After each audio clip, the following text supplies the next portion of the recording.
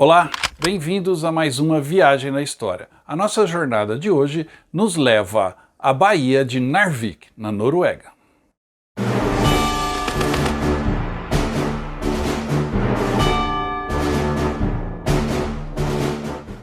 A Batalha de Narvik, que aconteceu em meados de 1940, é uma daquelas batalhas decisivas e que pouca gente conhece. Ela foi determinante para o futuro da Segunda Guerra Mundial e impôs uma mudança nos planos de ambos os lados. Mas a partir de agora ela vai ficar um pouco mais conhecida, pois foi lançado mundialmente e acaba de ser lançado aqui no Brasil pela Netflix o filme Narvik, a primeira derrota de Hitler.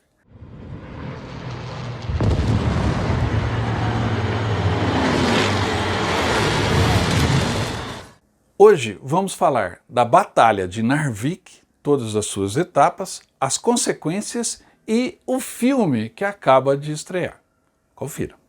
É primavera de 1940. A guerra na Europa pode parecer distante para alguns noruegueses, mas a pequena Narvik já está no mapa do mundo, como uma cidade costeira vital para o transporte do minério de ferro essencial da Alemanha nazista, que alimentava sua máquina de guerra. Narvik, na Noruega, tinha algo importante, um porto que não congelava no norte do Atlântico, o que era fundamental para o escoamento do minério de ferro sueco, que vinha pelas ferrovias de Kiruna até o porto de Narvik. Ambos os lados do conflito queriam garantir o controle destas áreas ricas em recursos naturais, negando o uso ao inimigo. E isso deu a Narvik uma importância estratégica muito alta e acabou se tornando fundamental para uma vitória na Segunda Guerra Mundial. Antes da invasão alemã na Noruega, as forças britânicas consideravam Narvik como um possível ponto de desembarque para uma expedição, tendo em vista o objetivo de ajudar a Finlândia durante a Guerra de Inverno. Este plano também teria o objetivo de tomar o controle das minas suecas e abrir os portos noruegueses para os aliados. Os franceses, em especial,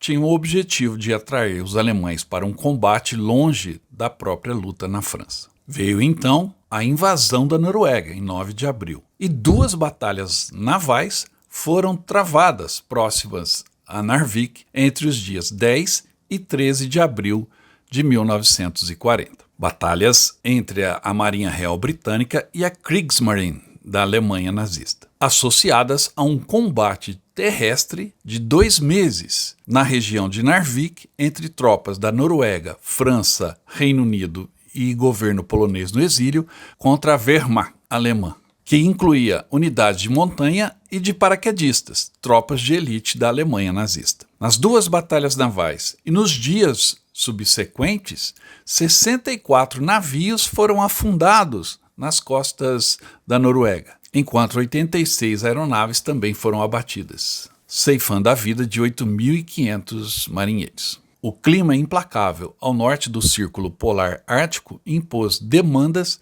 desumanas, tanto a soldados quanto a civis. As lutas de infantaria nas montanhas ao redor de Narvik foram caracterizadas por nevascas, frio e falta de equipamentos e suprimentos. Além do bombardeamento, e no meio destas lutas de duas frentes, no mar e nas montanhas, a população civil de Narvik ficou presa, sem ter oportunidade de escapar. A primeira fase dos combates em Narvik foi no mar. A Noruega é pontuada por inúmeros fiordes e é o caminho para o Mar do Norte e o Oceano Atlântico. Portanto, é um local perfeito para se esconder e também para atacar o inimigo. Soma-se a isso o fato de que Narvik era o porto principal para o escoamento do minério de ferro tão vital e que vinha da Suécia.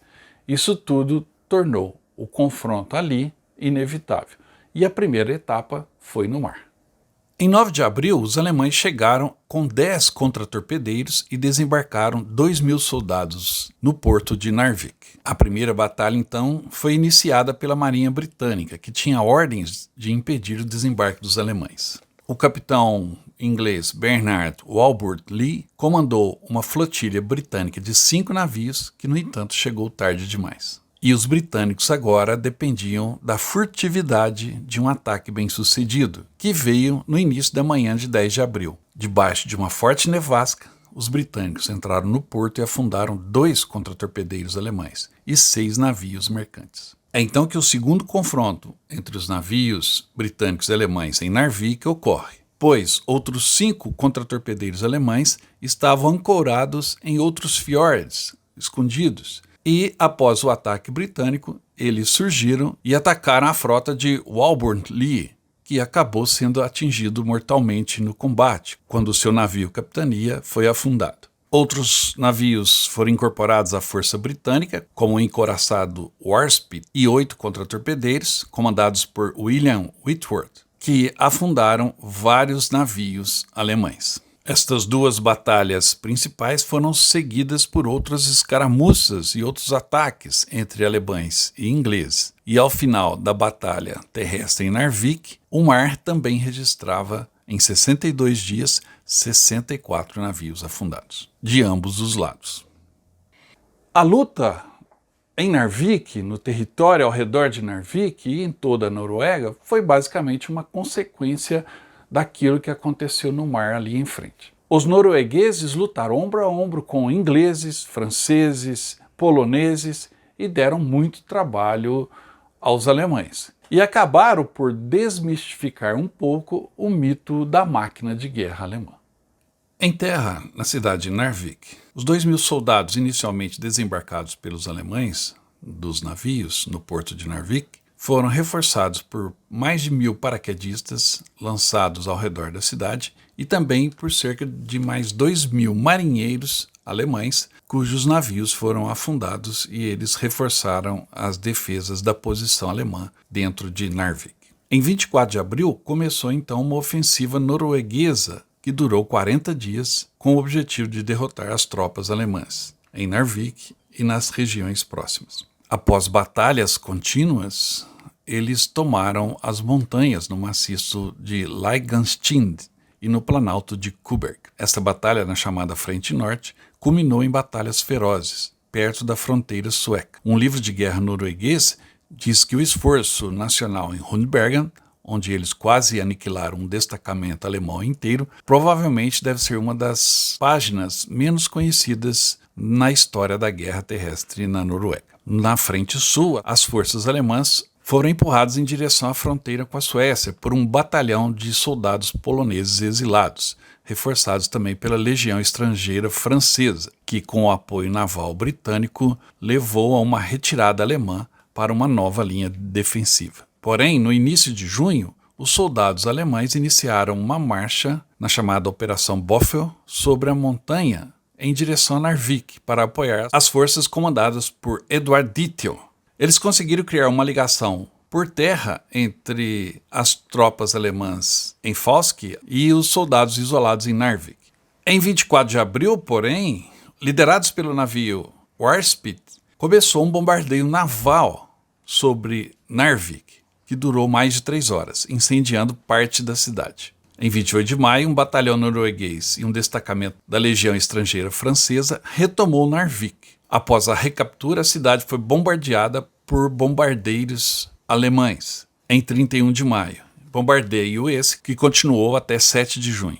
Mas com a Blitzkrieg na França, que levaria à derrocada francesa e a retirada britânica em Dunkirk, os noruegueses foram então abandonados à sua própria sorte, com as tropas aliadas se voltando para o confronto em solo francês, fazendo então uma retirada total da Noruega, o que levou à rendição em 8 de junho, quando as forças norueguesas tiveram que depor suas armas, não conseguindo mais enfrentar os alemães.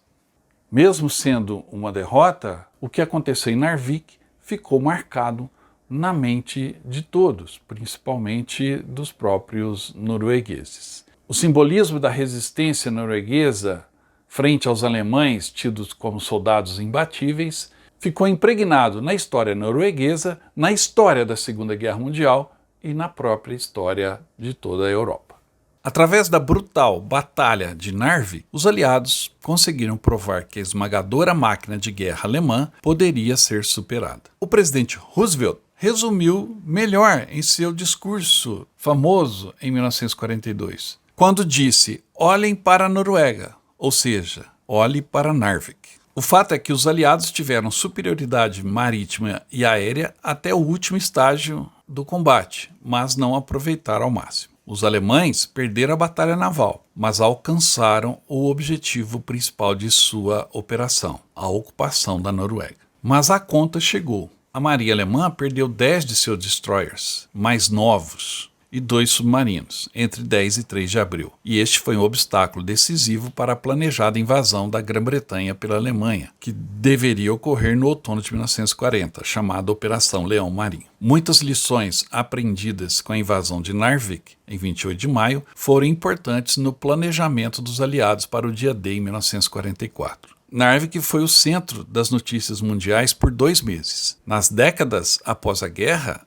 a cidade era a mais conhecida da Noruega no exterior, por conta dessa batalha. Em 1964, um museu de guerra foi inaugurado em Narvik, e desde 2016 a coleção está exposta no Narvik War Museum, localizado na cidade. Parte da proa do contratorpedeiro alemão Georg Thiele permanecem visíveis acima da água na Baía de Narvik até hoje. E os destroços na Baía são pontos de mergulho muito procurados, embora alguns estejam fora dos limites porque ainda tem munição não detonada. Os noruegueses têm feito bons filmes de guerra. Existe um vídeo aqui no meu canal em que eu falo dos filmes nórdicos. Dê uma conferida e você vai encontrar outros filmes noruegueses, como Narvik, que são muito bons ao contarem as histórias que os próprios nórdicos viveram.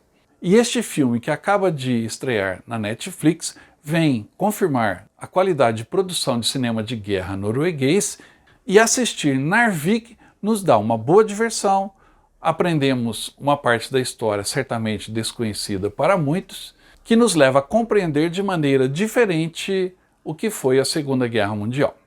O longa-metragem Narvik retrata o lado militar e o lado civil destes intensos meses da primavera de 1940 na Noruega, quando mais de 25 mil soldados noruegueses e aliados lutaram lado a lado contra os alemães. Um capítulo pouco conhecido no norte da Noruega finalmente tem o formato que merece. A fotografia do filme é muito bonita e ele foi filmado nos próprios locais onde os fatos ocorreram, ou seja, em Narvik e região.